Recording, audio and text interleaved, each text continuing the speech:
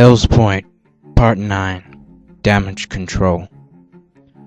The medical and fire teams had already arrived. They were instructed not to move the bodies until I had a chance to examine them.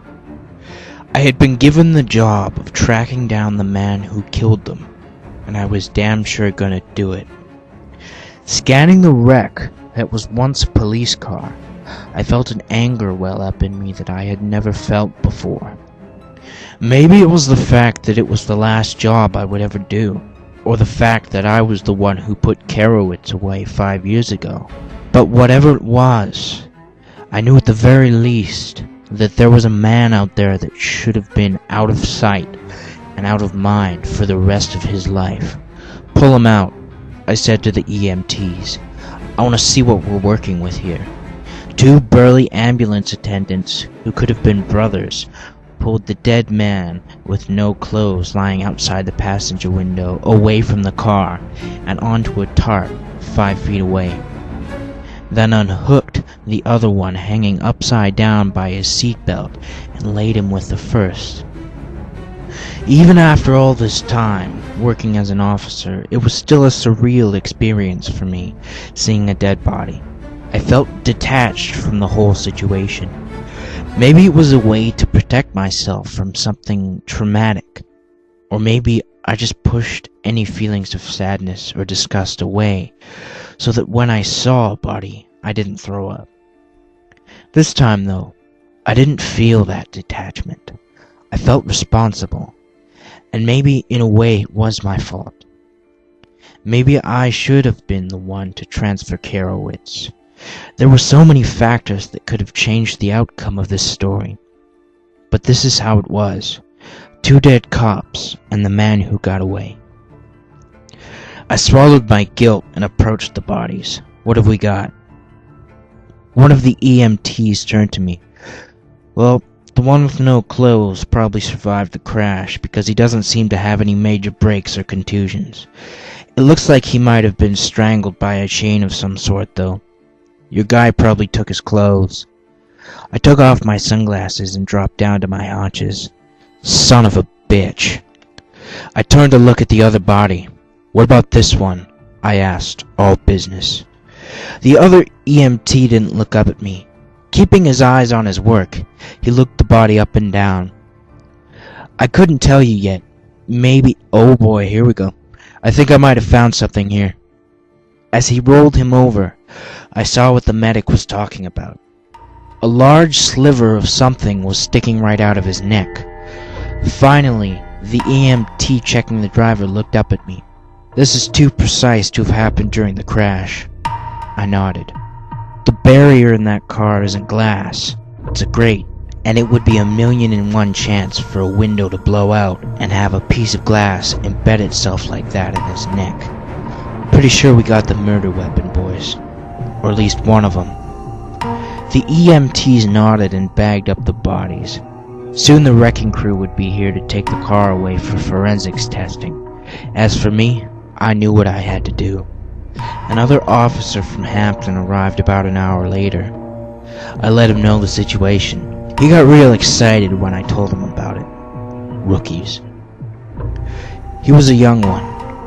Eager, I'll give him that, but maybe not quite experienced enough for what I was about to do. He pulled up in his brand new cruiser, walked up to me, shook my hand and smiled. "Michael Sims reporting for duty, sir," he said cheerfully. I laughed in spite of myself. I liked him already. "Relax, son," I said, trying to calm him down.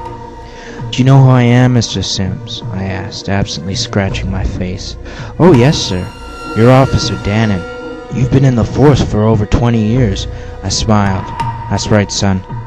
And you know why I'm out here?" Sims frowned and rubbed his head.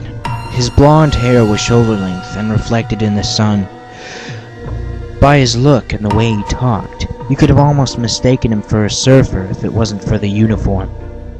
"Yes, sir. To recover the bodies of 2 police officers." I nodded. "That's right. And now they're recovered. I'll leave the rest to you." Sims looked dumbfounded. "Me, sir? But where are you going?" I put my sunglasses on and started towards my cruiser. Gotta catch the man who did this, son." "Who, sir?" he asked with all his attention focused on me. "Robert Carowitz. He's out. They want me to bring him back alive." He couldn't believe it. Bobby Carowitz escaped? I nodded, not wanting to waste any more time than I already had. "Where do you think he'll go?" I thought for a second. "Well, he's probably on foot, so he'll be looking for somewhere close to patch himself up and hide out." I could see that Sims already knew where I was headed. Could see the fear on his face. "Don't worry, son. They're just stories, and we can't afford to let him get away." He nodded. "Good luck, sir," he said with a wave. "Much appreciated," I said as I waved back and drove off down the road. He was a good kid. He'd do fine. We needed people like that on the force. New blood.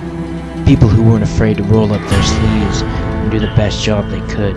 I looked into the mirror and saw the stubble beginning to grow. I needed a shave and some coffee.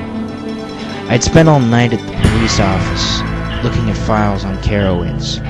Dark brown hair, 6'2", mean-looking, assault, armed robbery, theft, murder, you name it, he'd done it. A petty thug murderer with a rap sheet a mile wide, but apparently smart enough to escape a prison transfer. We all knew about the place he would likely be heading. None of us wanted to believe rumors surrounding the town, the cult, cannibalism, ritual sacrifice. Apparently way back in the 30s, all of this was happening at the hands of a group of crazed lunatics called the Children of Light. Word was that someone in the town had started all of this craziness back up again. It was all being hushed up, apparently. But I've never been one to believe in that kind of thing. I believe in what I can see and smell and touch. And what I knew was that there was a real man, not a story, who was on the loose and might kill again. That morning I had left Beth a message, letting her know I was at a conference in Brass for a few days and I wouldn't be home. Told her I loved her, and then went on my way. I hated to do it, but if she had known where I was, she never would have let me leave.